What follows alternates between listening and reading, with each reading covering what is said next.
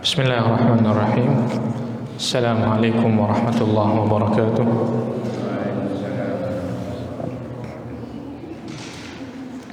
Innal hamdalillah nahmaduhu wa nasta'inuhu wa nastaghfiruh wa na'udzu billahi min shururi anfusina wa sayyiati a'malina.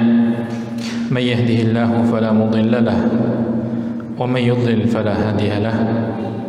Asyhadu an la ilaha illallah wahdahu la syarika lah wa asyhadu anna Muhammadan abduhu wa rasuluh. Ya ayyuhalladzina amanu taqullaha haqqa tuqatih wa la tamutunna illa wa antum muslimun. Fa inna asdaqal hadithi kitabullah wa khairal hadi hadi Muhammadin sallallahu alaihi wasallam wa syarrul umuri muhdatsatuha wa kullu muhdatsatin bid'ah wa kullu bid'atin dhalalah wa kullu dhalalatin finnar. Amma ba'd.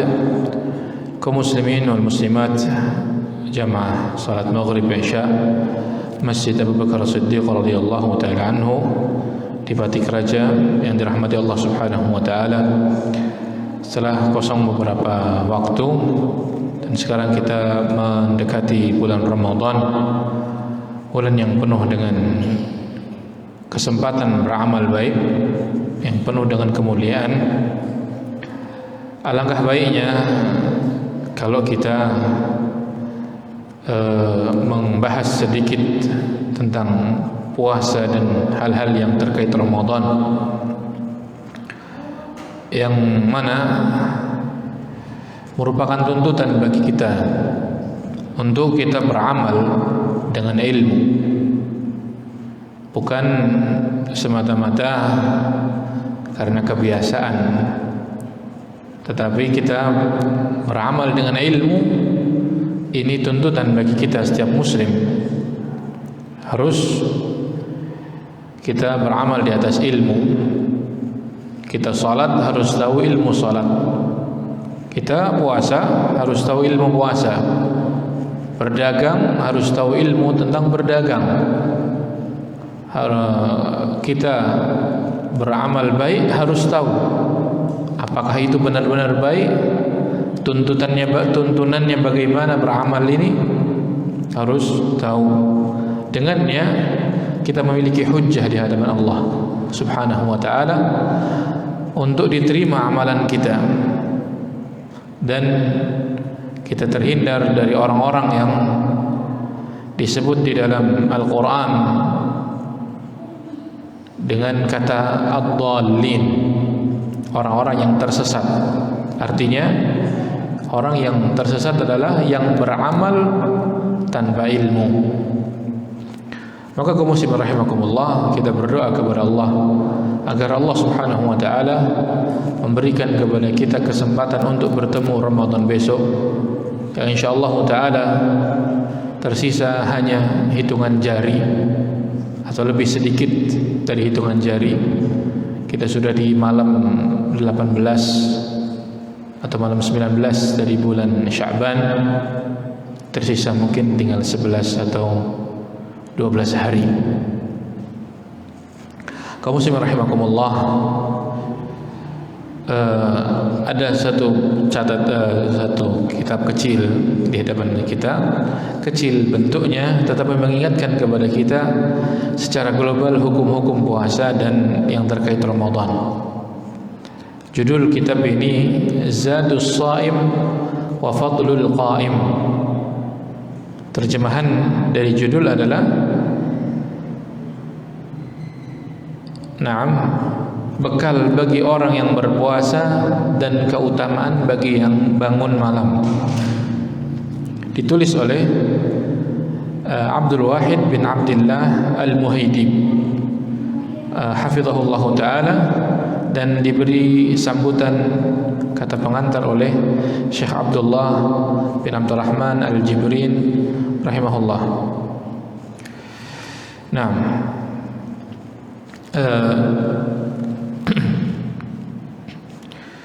tapi sebelum masuk masalah ini, tentu yang paling diutamakan untuk diingatkan adalah perkara tauhid, di mana Ramadan itu bukan sekedar amal puasa, baca Quran, bukan itu sekadar itu, bukan.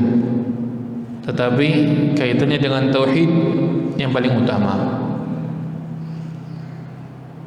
Kita bertauhid terkait Ramadan adalah meyakini bahwa Allah Subhanahu wa ta'ala satu-satunya yang berhak dituju di dalam puasa kita. Tidak boleh kita berpuasa karena selain Allah.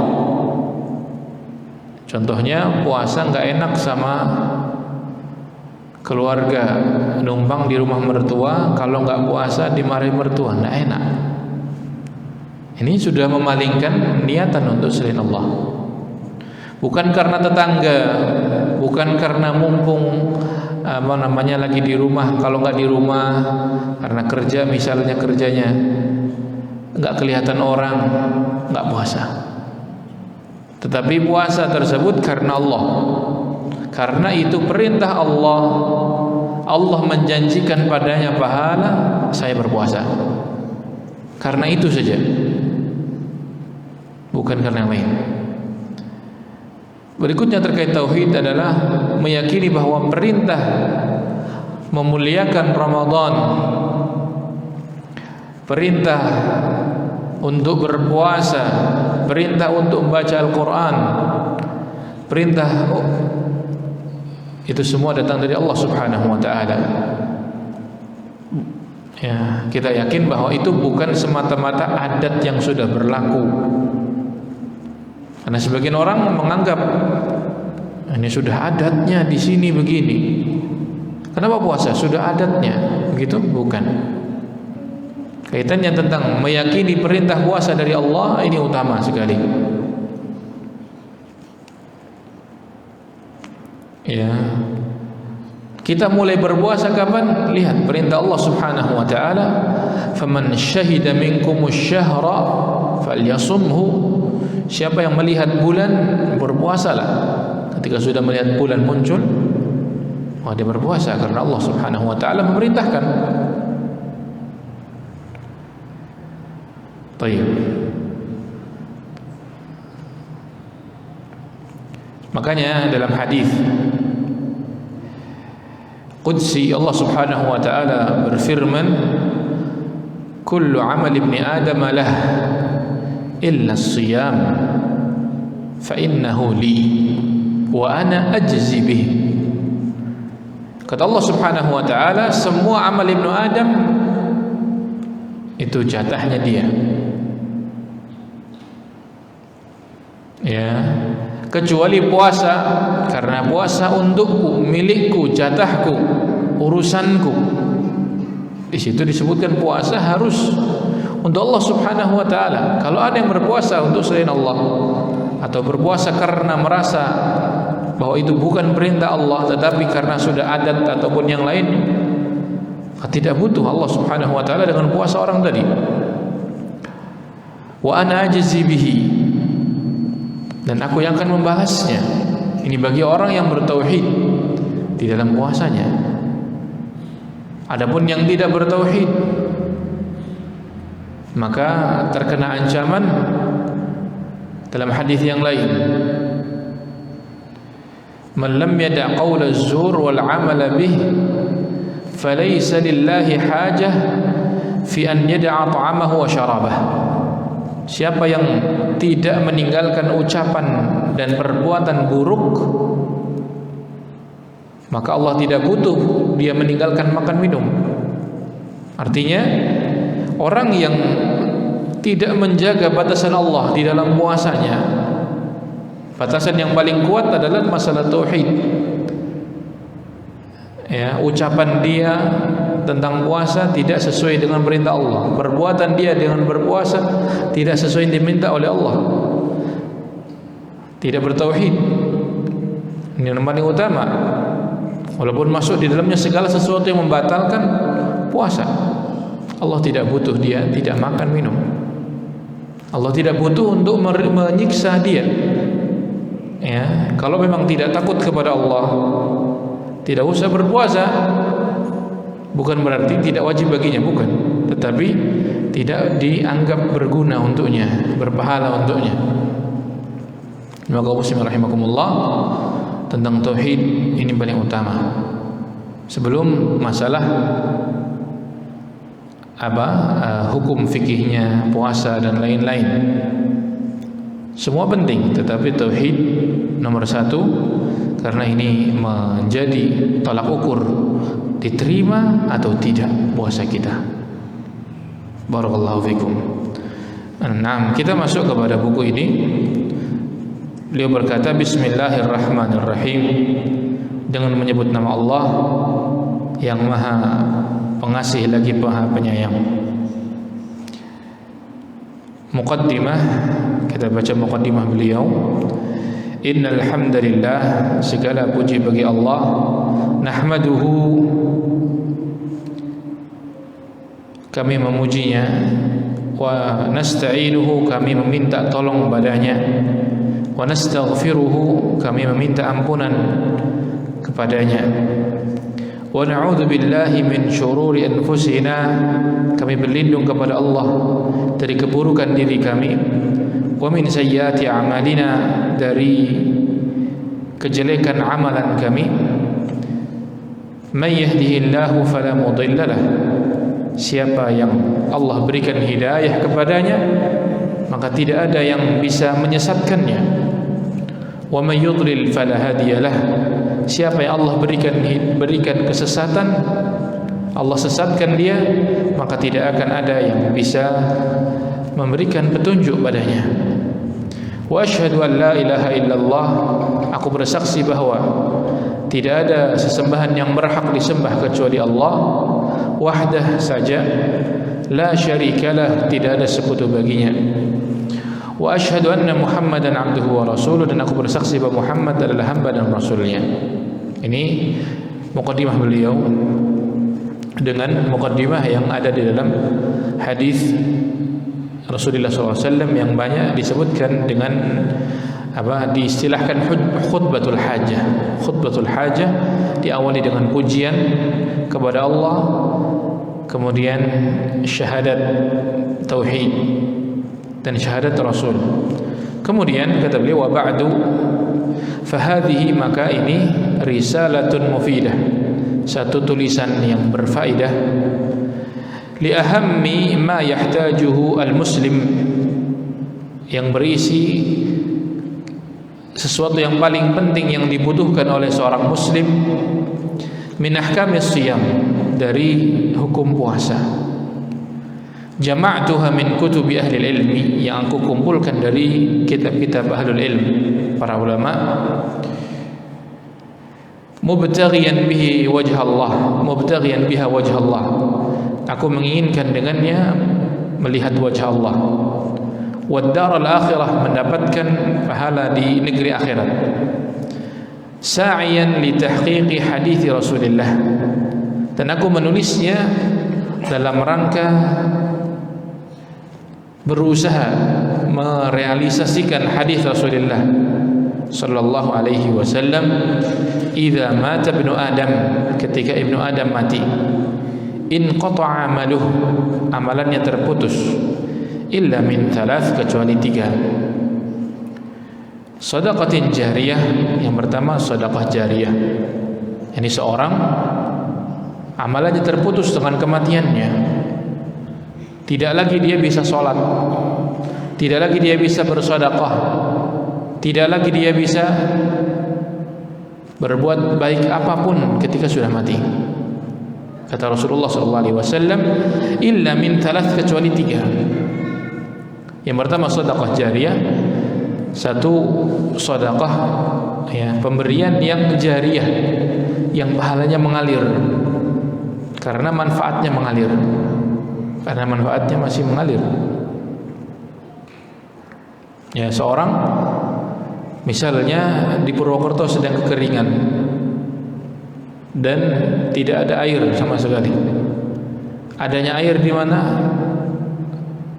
Anggaplah di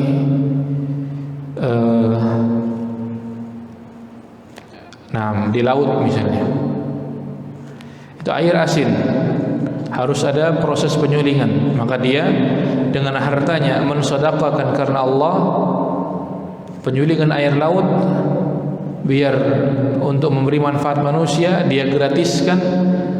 Paling hanya biaya untuk perbaikan-perbaikan, ya, tapi modal utama, modal awal dia punya karena Allah, dia berikan untuk kaum muslimin, maka ini sedekah jariyah. Dia gali sumur untuk mereka, sedekah jariyah. Dia belikan tanah untuk membangun masjid, termasuk jariyah. Dia menginfakkan hartanya karena Allah pada orang-orang yang bermanfaat bagi umat, sedekah jariyah. Banyak caranya. Nah, ini motivasi buat kita semua. Kalau masih ada kesempatan untuk bersedekah, apalagi sedekah tersebut kemungkinannya berjalan manfaatnya untuk kaum muslimin sampai walaupun kita sudah meninggal, semangat. Dan terutama yang disebut sedekah jariyah itu wakaf. Wakaf itu hartanya masih nama kita, tapi manfaatnya untuk kaum muslimin. Tidak tidak ambil lagi. Kita meninggal tidak diwariskan. Kita butuh uang tidak bisa dijual, karena itu sudah diwakafkan. Maka ini sebut sedekah jariyah. Para sahabat radhiyallahu anhum dulu semangat untuk sedekah yang seperti ini. Abu Talhah misalnya punya kebun yang sangat subur di Madinah dan ada sumurnya. Kata beliau, ya Rasulullah, harta yang paling saya suka kebun ini, namanya Bayruha. Ya, maka kata beliau, beliau memberikan anjuran untuk mewakafkannya. Maka beliau melakukan. Utsman bin Affan, beliau membeli sumur milik orang Yahudi, kemudian diinfakkan untuk kaum muslimin ketika itu sedang tidak ada air sama sekali. Maka beliau juga melakukannya, mewakafkan sumur tersebut setelah dibeli. Ya, dan sampai sekarang di antara wakaf-wakaf beliau masih ada yang berkembang. Baik. Kalau orang Indonesia biasa melakukan ini. Kalau seingat saya ada di Mekah itu hotel, saya lupa namanya, itu yang beli dulu orang Aceh. Kalau jamaah haji Aceh biasanya ditempatkan di situ, bisa gratis, hanya saja bayar biaya perbaikan untuk perawatan. Allahu alam namanya apa, di Mekah ada. Bagus ya, kalau kita punya sesuatu, kita ingin mengalir terus, lakukan wakaf. Baik. Yang kedua, ilmu yuntafa'u bihi, ilmu yang bermanfaat diajarkan kepada manusia, dicontohkan, ditulis dan bagikan tulisan kita. Ya. Bukan mata-mata nulis untuk bisnis, meneliti sesuatu untuk bisnis, bukan. Tapi karena Allah Subhanahu wa taala. Ya. Seperti siapa? Penulisan Al-Qur'an. Itu usul dari Umar bin Khattab radhiyallahu anhu. Ya, kemudian ditulis, disalin oleh Utsman bin Affan di satu mushaf yang kaum muslimin bersatu dengan bacaan beliau, Lughatul Quraisy.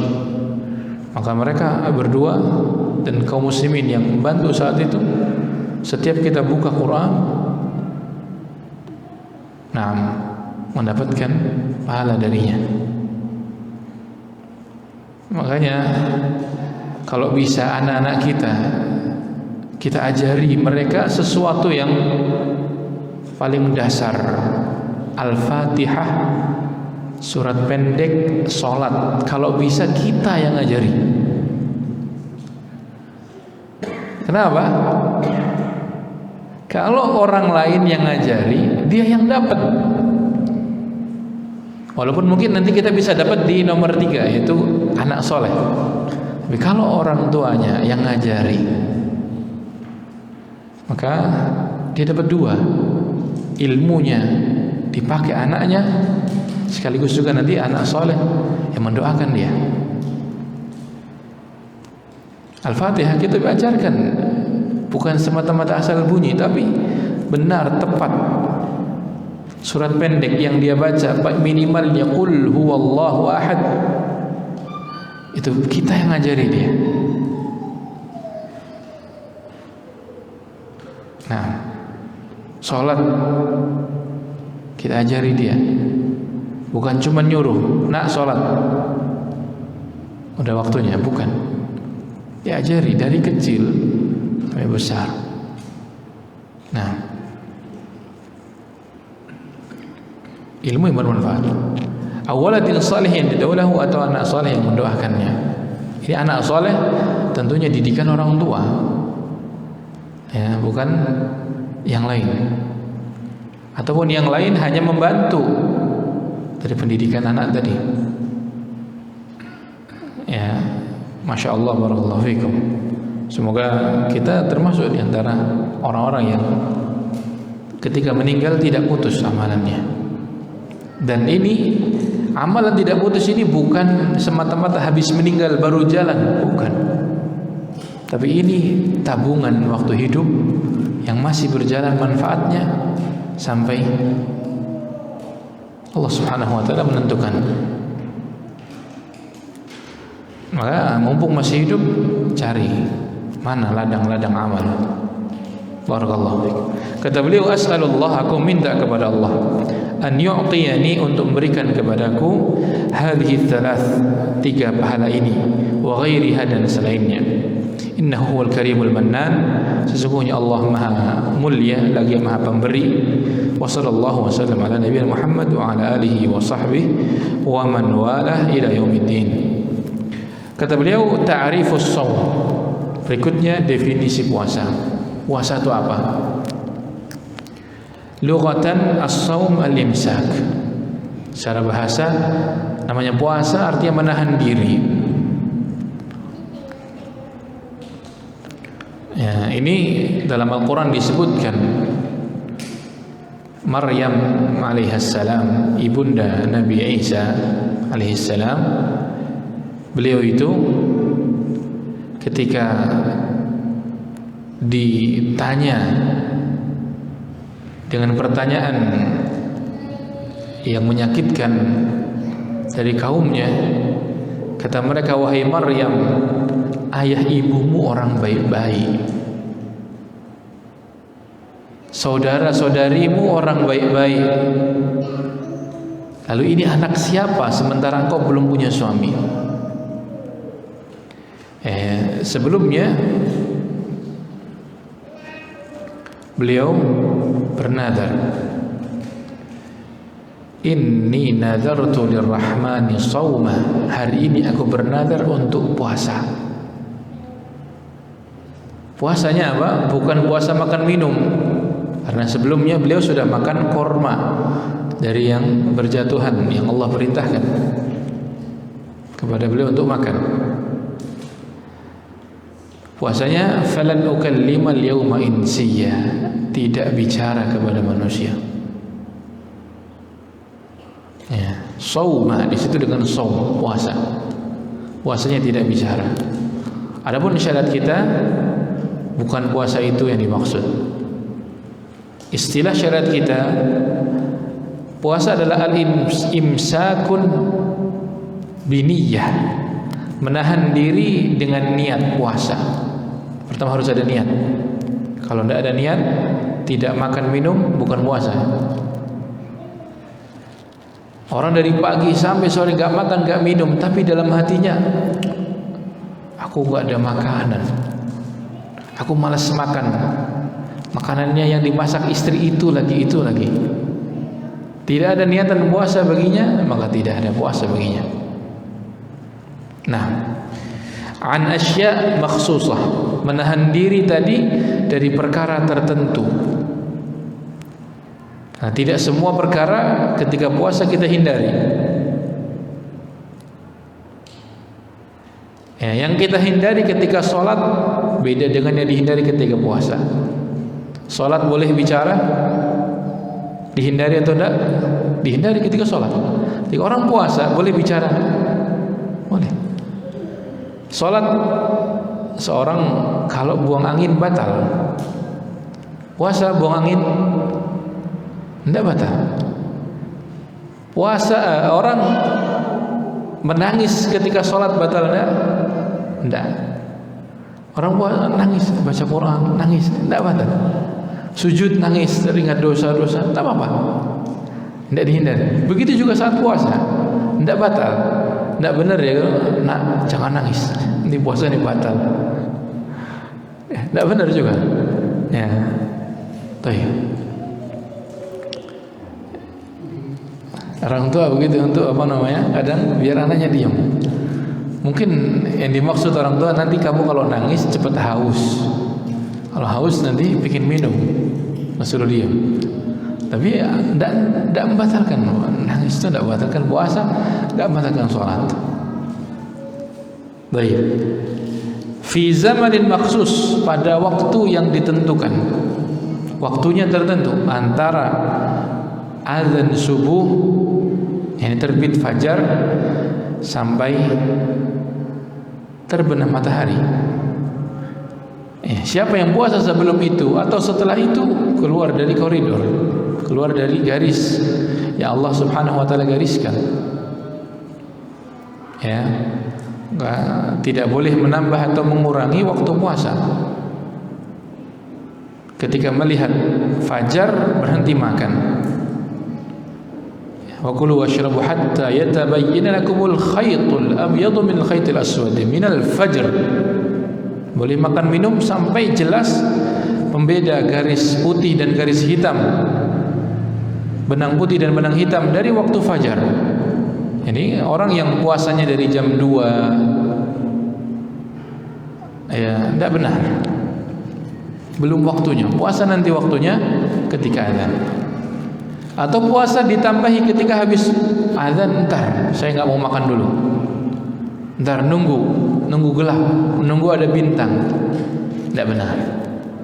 Ketentuan Allah sampai apa namanya, thumma atimmus siyama ilal lail, ketika malam datang. Malam datang yakni ketika terbenamnya matahari.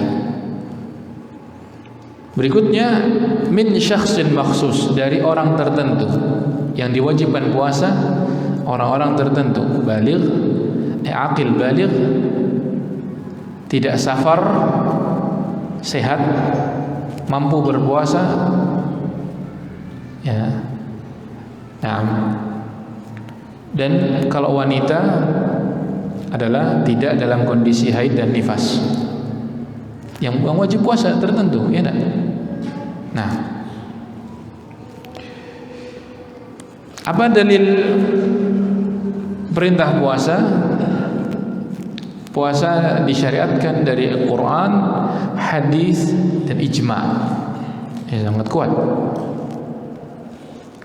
Yang pertama dari Quran, ya ayyuhalladzina amanu kutiba alaikumus shiyam kama kutiba alal ladzina min qablikum la'allakum tattaqun.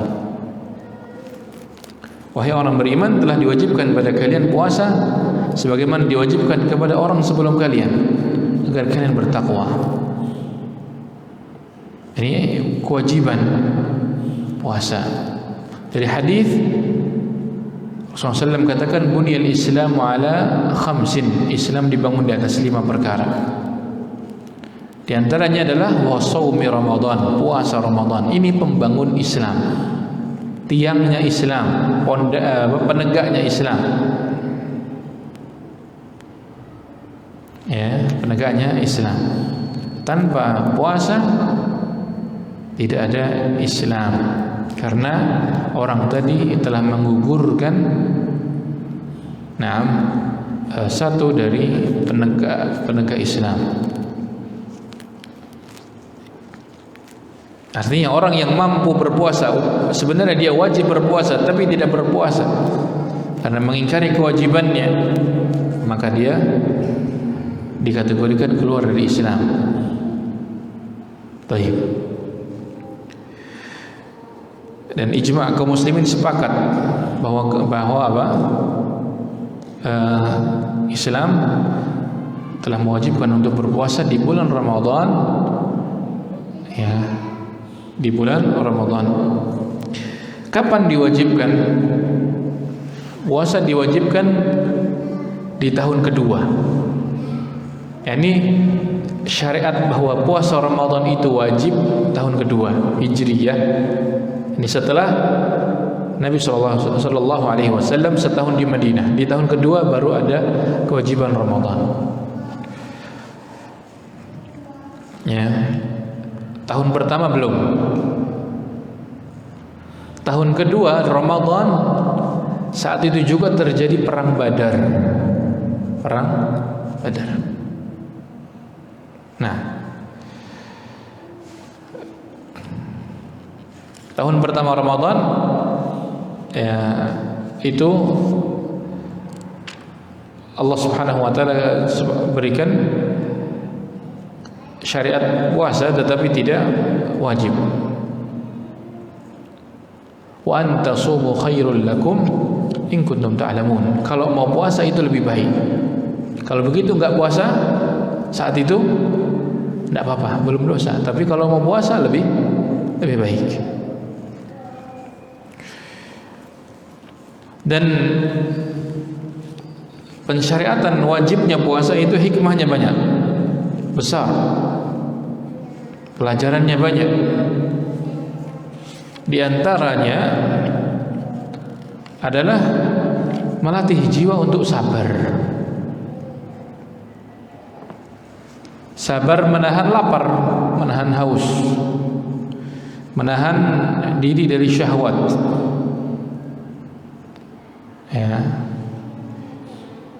Sekaligus juga ada di antara hikmahnya adalah menyehatkan badan, membuang beberapa penyakit yang berbahaya dengan puasa.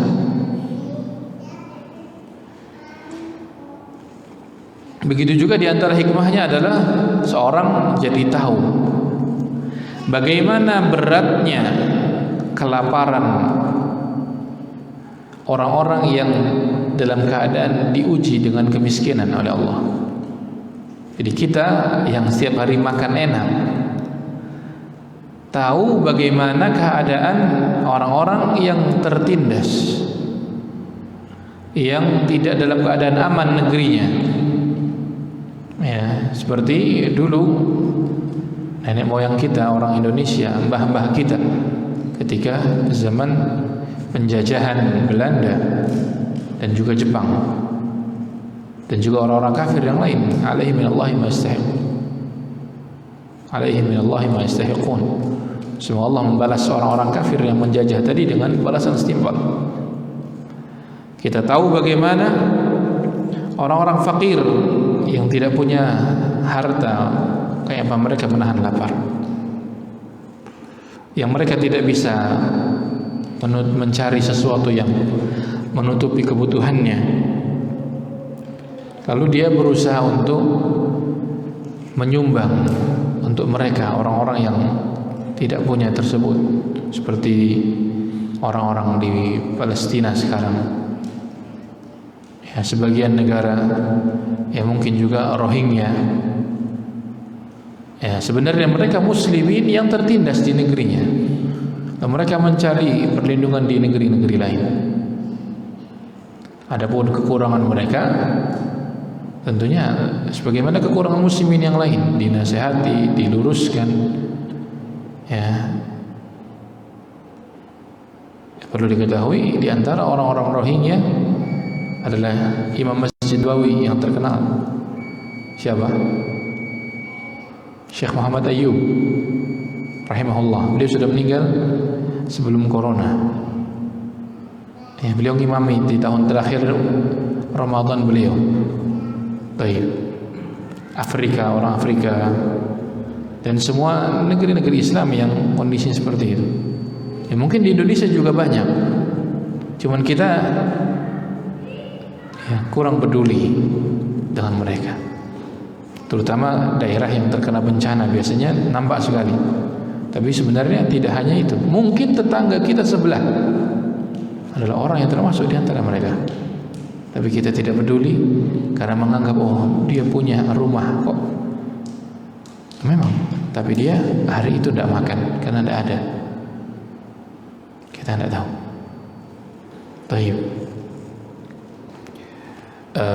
Satu paragraf kita selesaikan. Kata beliau, walam ya'ud, dan terus senantiasa kaum muslimin ya, ba'dun nas yastaqbiluna Ramadan kama kana sabiqan. Ada orang-orang di antara kaum muslimin yang menyambut Ramadan seperti dulu-dulu. Artinya tidak ada perubahan padanya. Faminhum man yastaqbiluhu min naumi wal mawa'id. Ada yang menyambut Ramadan dengan tidur dan hanya menyiapkan makanan. Siang enggak makan, tidur full. Ini mohon maaf, ini kebiasaan kita dapati juga di Arab. Karena jam kerja, jam belajar itu sedikit. Apalagi yang di Arab itu diusahakan pekerja-pekerja berat juga puasa. Maka mereka kerjanya jam 9 malam habis Isya, habis tarawih pertama ya, habis tarawih sampai jam 2 jalanan kerja, ngaspal, kerja bangunan malam. Karena biasa siangnya puasa. Karena di Indonesia enggak. Makanya banyak orang kerja berat enggak mau puasa karena enggak kuat. Enggak bisa kerja malam karena bukan adatnya. Baik. Kalau di Indonesia mungkin yang kedua, persiapan makanan. Ngabuburit, semua makanan dibeli. Warna hijau, merah, coklat, kuning, putih ada. Kurma hanya pembuka. Setelah itu kenyang sampai sholat saja berat. Itu belum lagi jaburan habis tarawih, belum lagi makan malam sebelum tidur, belum lagi sahurnya juga banyak. Akhirnya puasa tidak berpengaruh apapun. Syahwatnya tetap besar karena makanannya tetap banyak, gizinya tetap tercukupi, bahkan timbangannya nambah. Baik, ini sebagian manusia. Semoga kita tidak sampai seperti itu. Ya, tidak dilarang untuk makan puasa, sahur dan berbuka dengan sesuatu yang enak, tidak dilarang, karena memang membahagiakan. Baik. Tapi kata beliau, wa minhum, di antara mereka ini yang paling baik, ada yang menyambutnya dengan qiraatul Quran, baca Quran, fi'il khairat, banyak berbuat baik, wal hadar bil munkarat, berhati-hati dari yang mungkar, yang buruk, wa taubatin nasuh, segera bertaubat dengan taubat yang benar, taubat nasuha. Nah, barakallahu fikum. Ini yang kita baca. Semoga di yang sedikit ini bermanfaat, mengingatkan bahwa kita Ramadan besok semoga bisa berbeda dari Ramadan sebelumnya. Dan semoga Allah Subhanahu wa taala menerima semua Ramadan kita yang telah berlalu maupun yang akan datang, dan menutup kita dengan kebaikan. Subhanallah bihamdika asyhadu an la ilaha illa anta astaghfiruka wa atubu ilaik. Allahumma shalli wa sallim ala nabiyyina Muhammad wa ala alihi wa sahbihi ajma'in. Assalamualaikum warahmatullahi wabarakatuh.